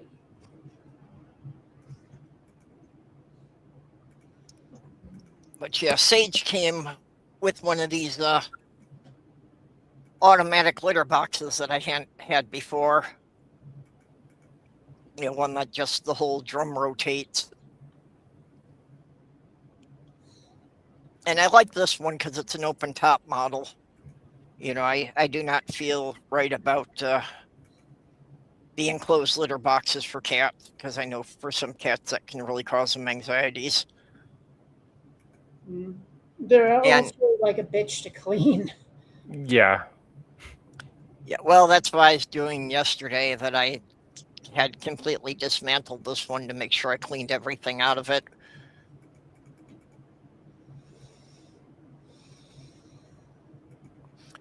And this one's not even so bad on that regard. It's just I had no idea, like when the last time it had been, properly cleaned. So I disassembled the whole thing. I also wanted to poke at the wiring a bit and try and figure out, which sensors and timers were hooked to what. Because I want to, basically, I want to add an air filter to it, that will go off after the cat leaves the box. And just, collect all the dust they kicked up and, all the odors. That's a good idea. Yeah, I was going to do it on the regular litter boxes with just a timer. But since this one's already got its own timers built in, I just had to figure out which wires I need to connect to. So I just need to hook up a relay to it so it'll, turn on a fan that'll pull stuff through filters.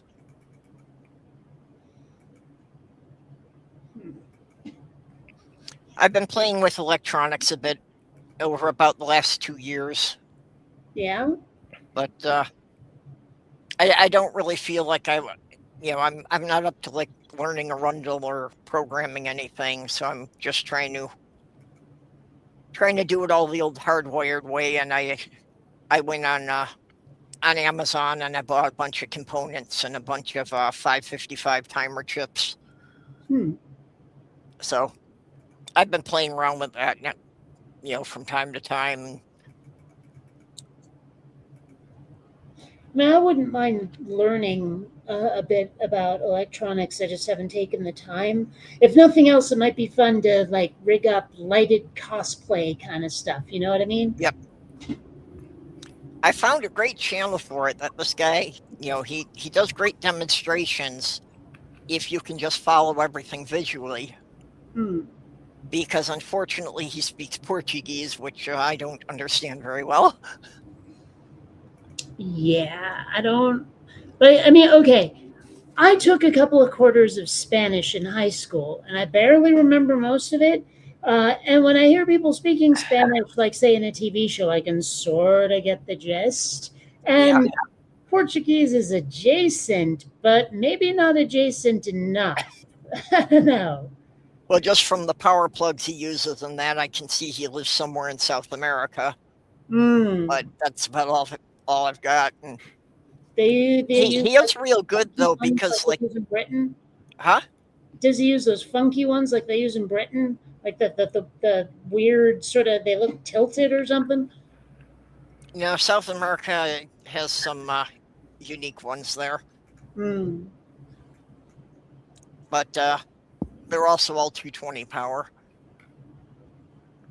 But he's very good about it because most of them he'll include, where you can like freeze the play for a minute, and he'll have the schematic diagram there. Hmm. And as he's putting them together, he like holds each piece up in front of the camera, so you can see the markings on it and know which parts to order and like the capacities of the resistors and those sort of things. Yeah. So yeah, he understands that people don't necessarily speak his language, so he's very good at the visual stuff. I don't know, just for laughs, you should switch to Esperanto for a couple of seconds and then go back. Just to mess with people. Although it is interesting how often my sense of humor ends with, just to mess with people. Yep. Of course, one of the odd things is apparently the most common battery down there is 3.7 volts. Hmm. I mean, I don't like amps, volts, watts, whatever, ohms, and all of that stuff. I have no idea. Well, the closest thing I could come up with to it here would be like putting 3 AA batteries in series. Hmm. Okay.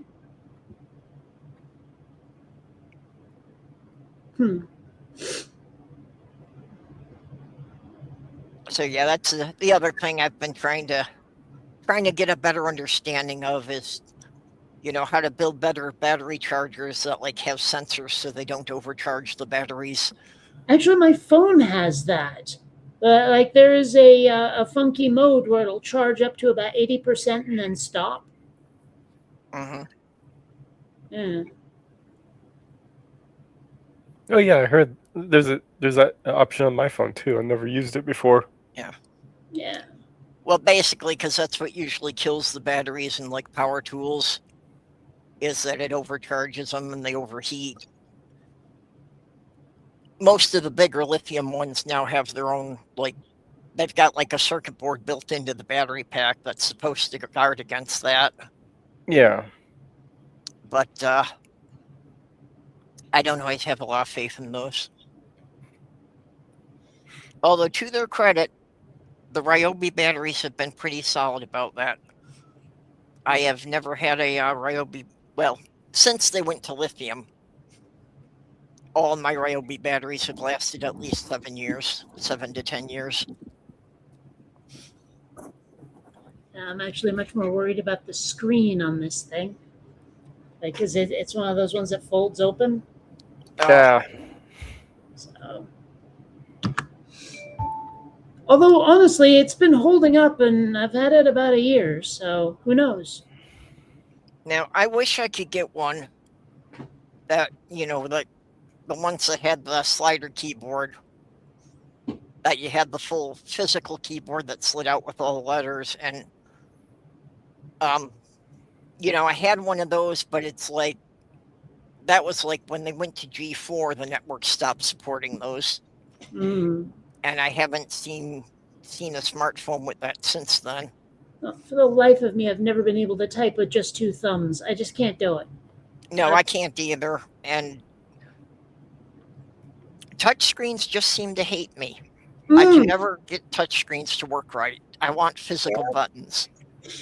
Well, the touch screen always disagrees with me about where my fingertip is. Yep.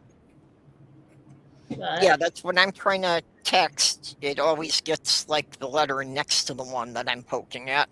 My problem is it often thinks like higher or lower than I intended. Mhm. You know, where I'm like, I pressed that, not that. Yeah, for me it usually seems to be that's getting one like the row below it and a bit to the right. Yeah. But Oh. actually, it's weird because I've gotten pretty good at the thing where you swipe your finger over the word you want. But like for a long time, I just could not get that to work right. It would often give me the wrong word. But then I realized there's just little like twirls and pauses that you can do on certain letters to make sure that it gives you the right word. I mean, sure, it'll still change it to duck when that's not what you said. But you know, for other words, there's ways. It's something you have to learn. There's a technique to it. I'm not going to say it's more art than science because it's not, Yeah. but it feels that way sometimes. Yeah, Molly can do that really easily. I can't. I just can't get that to work right. Oh, wow. This is the Astro Slide 5G. That's Oh. neat. Okay. Who makes that one? Slide back and forth. MediaTek, Dimensity 800 chipper, Scion in Series 5. Okay. Neat. Like, it's weird because I almost never use my phone as a browser. You know, like I'm either on my computer, on a laptop, or I just need like directions. Where is that store's address again? Kind of stuff on my phone. I don't like browsing on my phone because the interface sucks. But that looks kind of cool. Yeah, I kind of like this. Cons, bulky and heavy, slightly convoluted, open close system, Gorilla Glass S3 screen protection. That's not too bad. Slow battery charging. Yeah, And none of those would be serious handicaps to me. $889. That would be a serious handicap. Yeah. It's funny in a way. It reminds me. You remember Blackberries? Yeah, I never had one, but Yeah. It's also funny that for the longest time I was like thinking that the reason Bluetooth is called Bluetooth was because it was an extension of Blackberries. Turns out no, nothing to do with it. It's actually the name of a Viking. yeah.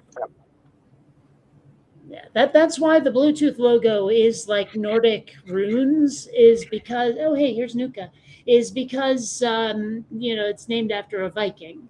That's where Bluetooth came from. Nothing to do with Blackberries.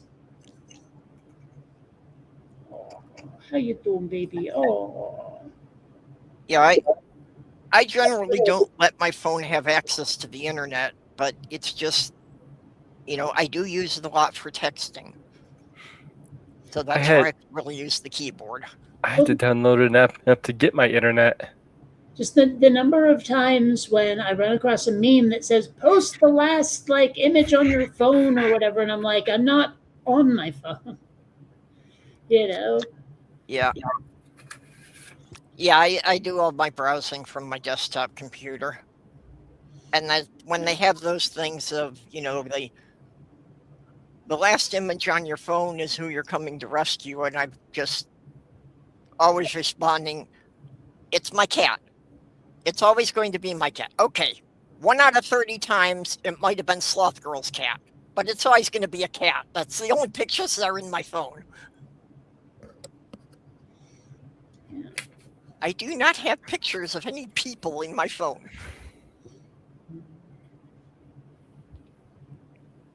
Nuka, where are you going, baby?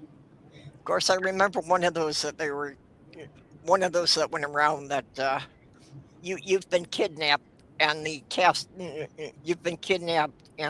characters of the last show you watched are coming to rescue you.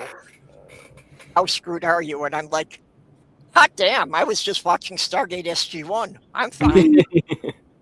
Yeah, you're probably doing pretty well there. I don't know. There was once or twice I was looking at it going, damn it, I just watched the Golden Girls. I'm screwed. Yeah. Oh, well. See what I watched. I think it might have been an episode of Power Rangers, the original Mighty Morphin. I guess I'm good. I've never actually watched the show, but I remember once me and some friends went to see the movie. We were in high school, and we were the only ones in the theater, so it turned into the Rocky Horror Picture Show pretty quickly. We were doing cartwheels up and down the aisles and making jokes and stuff. The ushers came in, were about to tell us to knock it off, and realized we were the only ones there, and we weren't throwing things, so they just went, Yep. Let us have it. Yeah, there was a theater in one of the St. Paul suburbs that on weekends they turned it over to the group that ran one of the local sci-fi conventions. So they would play old science fiction movies. But when they were doing those, it's like you knew everybody in there were the kind of people who would cosplay at conventions. Mm. So that's one special memory I have with one of my daughters was got to see Galaxy Quest on the big screen there. Nice. But yeah, seeing Galaxy Quest with a bunch of certified nerds.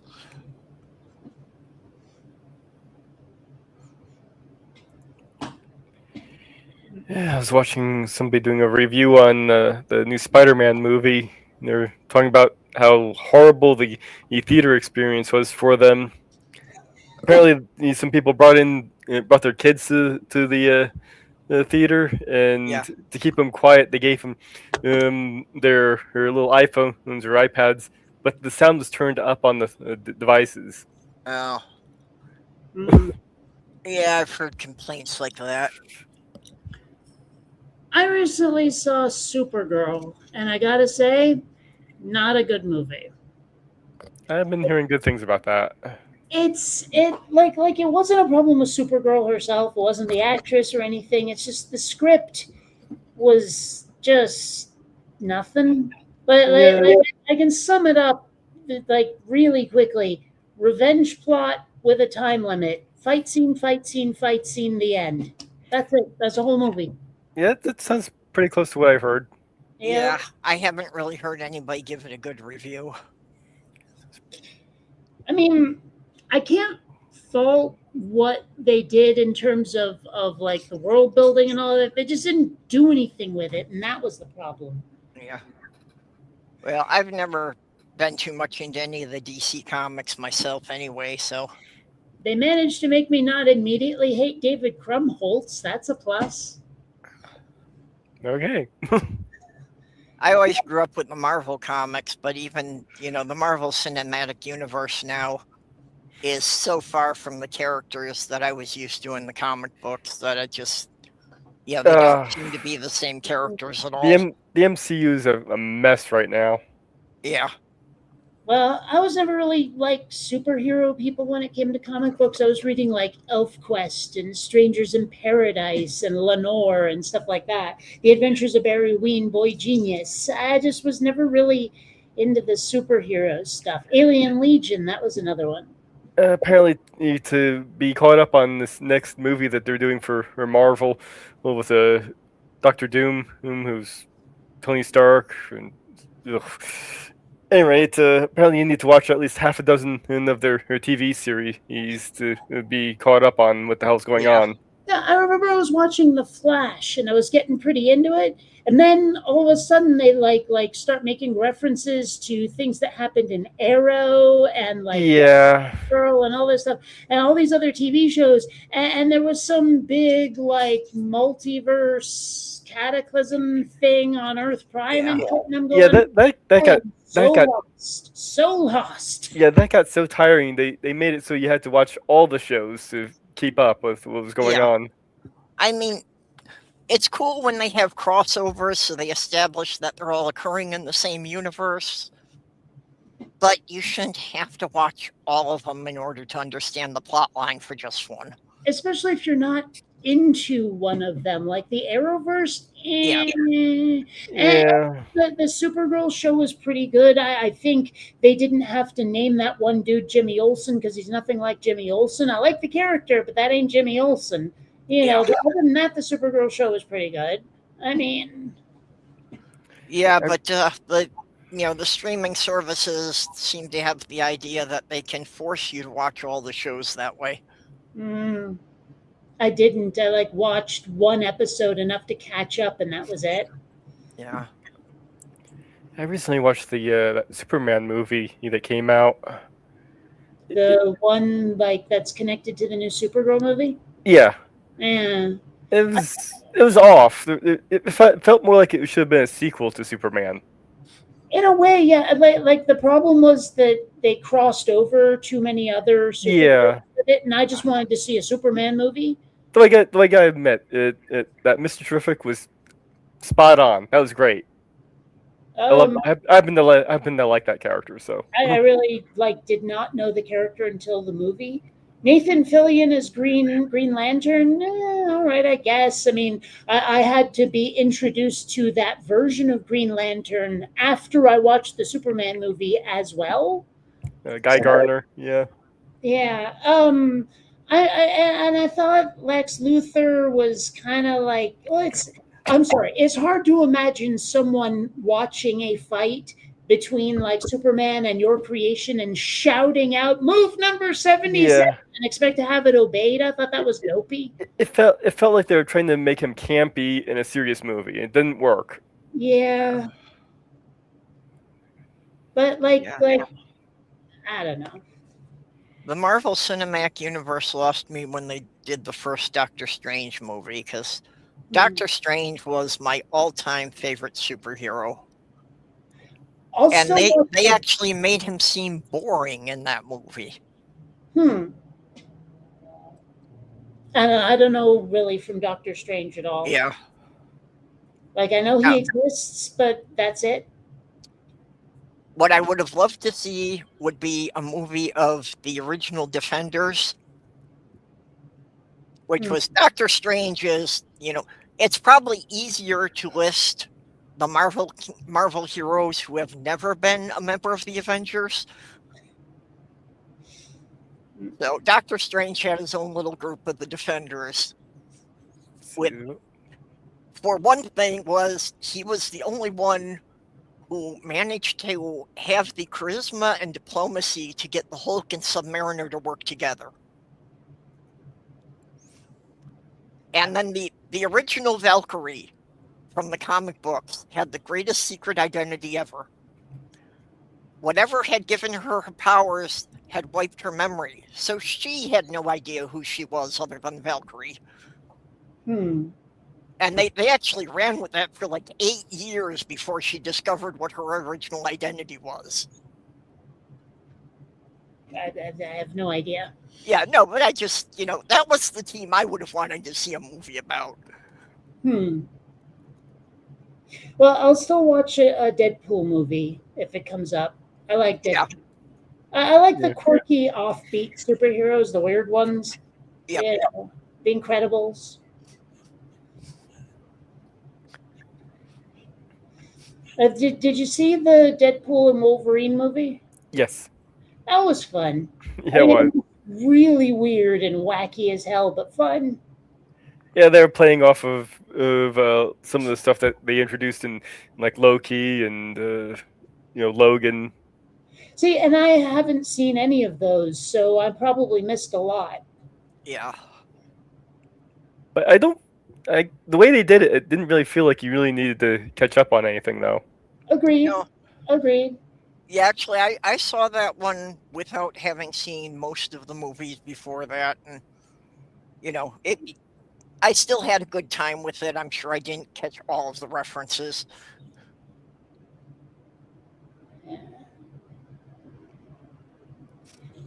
No, I don't know. Superheroes, I feel, have been played out to death at this point, at least as far as movies are concerned. We could use a break. It feels like how through the 90s it was just wall to wall vampires, just everywhere. And I got so sick of them after a while. Yeah. You know, like you would get freaking Interview with the Vampire and Blade, and it wasn't a vampire movie, but let's include the Crow anyway. And then, it's just after a while, I was just sick of it. Queen of the Damned. Mm-hmm. Aren't we about due for another round of robots come to life movies? I would not mind something in that sort of like Short Circuit vein, yeah. Yeah. Or Daryl, or Batteries Not Included. Yeah. Yeah. Honestly, I'm looking forward to like sincere fiction with heart again. I mean, I deserve something that ends with the same kind of energy as the medal ceremony at the end of A New Hope. Damn it. I'm sick and tired of like all these woe is me dark ass endings, or funny, yes, and a lot of fun, but sort of cynical and snarky and self aware as well. I don't want that anymore either. Yeah. I had one story I was working on. Unfortunately, what I had written got wiped, and so I have to start over from scratch. But it was about this android that has an artificial general intelligence built from a collective of all these limited artificial intelligences. So each AI controls one thing, and they all kind of interact with each other to create the general intelligence. It's actually remarkably similar to some of the backstory for Quinn Redshift that didn't actually make it into the animation, but is still there if I continue the story. Mm-hmm. And this particular android works as a companion in thing, and kind of goes through generations of people.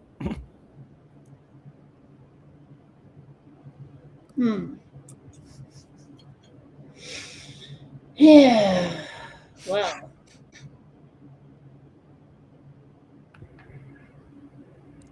I just got a new electronic drum kit. Gonna learn to play the drums. I like hitting things, at least this way it's legal. And you don't like your neighbors? Oh, well, that's why it's an electronic drum kit. All of the sound's gonna go in here. Headphones, you see. But no, I don't like my neighbors. I keep threatening Molly that if she ever pisses me off, I'm going to start buying her kids musical instruments for Christmas. Oh, that's about as good as my mom would trying to shop for these kids. Sees this fire truck, actually picks up, pushes one of the buttons. It's doing all the fire truck sound engines and all that blaring. Like, oh, this is perfect. Like, yeah, well, the parents are gonna love that. Well, if you're going to buy kids' instruments, may I recommend bagpipes and accordions? Now, see, that is a recurring nightmare I have. Is Russia invading Scotland? So it's bagpipes versus accordions. I don't usually associate Russia with accordions. You don't associate Russia with accordions? Not immediately, no. Oh. My first thought would be more like, say, Austria or Germany. Polka Central.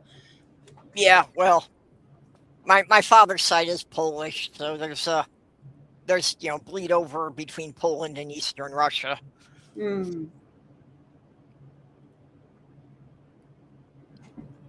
Hey, Demon Orb.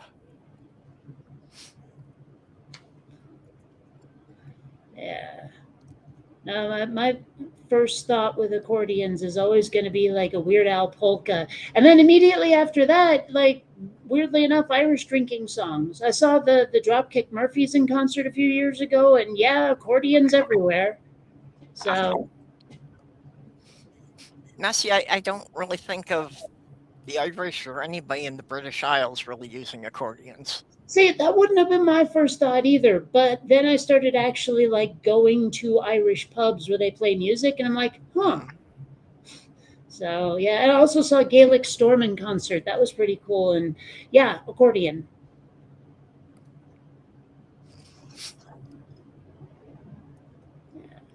Actually, Gaelic Storm puts on a hell of a show. I'll have to look them up. I haven't really listened to any of that. It's fine. I knew who they were before I saw them in Titanic. I didn't know they were going to be in Titanic, but when I started like watching the movie, and then all of a sudden I'm like, "Holy crap! It's Gaelic Storm." So yeah,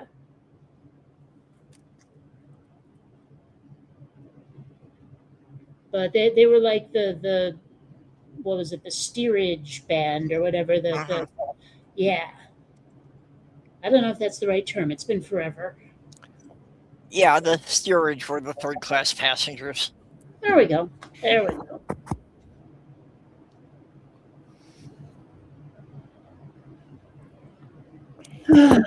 Anyway, let's see. What time is it? Oh, I got tons of time before I gotta feed the cats. Okay, well, we usually wrap it up around 2 hours, and that's in about Yeah. 5 minutes here. So, Fair enough. No, so anybody might have a actually 5-minute been here- topic? Might have actually been here earlier, but I was picking up the drum kit at the time, so Well, appreciate you coming in. Yeah, and yeah. You Well, were then here we pretty need to early get on. more involved again. It's been a while. I don't know. yeah. Well, being on my channel, you can be involved without being noticed. Hmm. 5 minutes. So we got this idiot on Twitter here thinks Trump's failure with the pandemic was going along with Fauci. Yeah, they've had Fauci in front of Congress, and they've been grilling him trying to come up with something illegal he did. And it's like, no, he didn't do anything illegal. He followed the scientific consensus on everything he did. It's funny because there was this one like YouTuber I was following for a good long time until he started attacking Fauci, and then I was like, wait a minute, why are you doing that? Why are you doing that? And it just didn't make any sense, and I just stopped watching him. And then I find out like years later that now he's like this like Uber Trumper or something, and I'm like, boy, Yeah. did I get out at the right time. Well, generally, the only people who are attacking Fauci are the anti-vaxxers. Mm. Well, I got the impression that like after Trump lost the election way back, and he didn't have anyone to kick around anymore, he was looking for someone to get cranky about and landed on Fauci. And I was like, that seems artificial, and I don't agree with your choice of target anyway. I'm out. Well, during COVID, Trump was in the big push to, we got to get the economy going again as soon as possible. And Fauci was saying, I think we should be careful so that we don't let this spread too fast. And that was basically just all unraveled from there, that Fauci just thought that maybe we should take some sensible precautions and maybe people should stay inside a little bit longer. Mm. Yeah, what a crime, eh? Trying to keep people alive, yeah. Actually, now that I think about it, there's some people I'm not super in favor of. Yeah, Well, well, if Death Notes for real. yeah, I always had a list that I felt it would be a public service to remove certain people from the world. Shatner.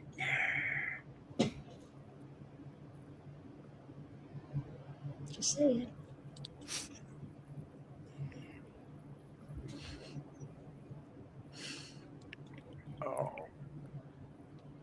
Yeah, I'm not giving out any names because I don't need the FBI knocking on my door again.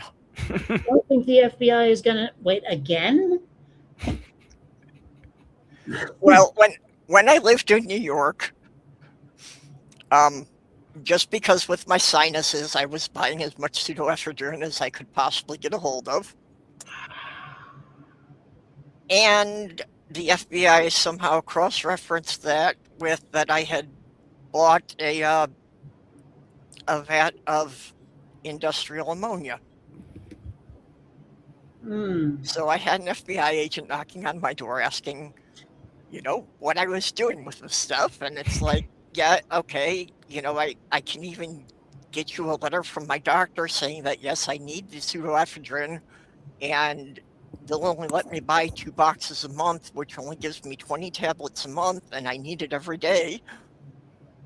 And as far as the ammonia, I brought him out to my shop and showed him I had a contract for building an ammonia refrigeration system.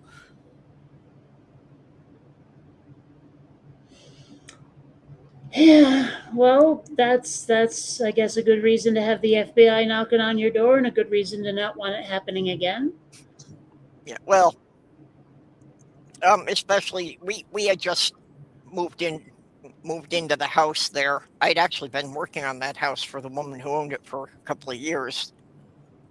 But we had just moved into that house, and part of the reason we had decided to move from our previous apartment was because the house at the end of the block had blown up from being a meth lab. That'll do it. There was literally a very loud boom, and there was fire spewing out of all the windows. Now, we have a pretty bad fentanyl problem here in the Burlington area in Vermont, like pretty bad. And the homeless issue has gotten pretty extreme. I'm trying to say the homeless part without a ton of judgment, because, I want something done for homeless people, not about homeless people. Right. That said, though, a friend of mine was visiting from out of town. We went downtown to get a late breakfast kind of thing. And there was a homeless dude who I would have thought was dead from the stench if he wasn't moving around. And as we got too close, a cloud of flies flew from his exposed ass. And I was like, oh my God, this is horrible. This is horrible. We need something done. Again, for, not about, or to, but something needs to be done. Yeah. Jesus. It was freaky, man. Like freaky. And I felt bad for the guy, but it was still freaky. Yeah. Okay, well, we've crossed the 2-hour mark. So, you have anything, any final words you want before we go? Not really. I mean, I'm not using my channel much. I have nothing to advertise. Yeah. Mage, how about you? Yeah, my channels are pretty much dormant right now as well, but I have the show at Monday midnight. We can watch some anime. We're currently going through Death Note. And after that, I'm not sure. We'll figure something out. Yep. Oh, this anime person in Death Note? Sorry. Not that sorry. Yeah, I'm not really doing anything. Oh, Porpoise just came in. Yeah. I always take a triangle with me when I apply for a loan in case I need someone to sign and co-sign. Yeah, well, with that in mind, I'm going to get hypotenuse. Okay. Well, yeah. We'll just be back here same time next week. I think we got to get better about getting people to know it's on Fridays now, but I don't know, since nobody pays much attention to me at this time of year anyway, I don't know how to get the word out. So, Actually, okay.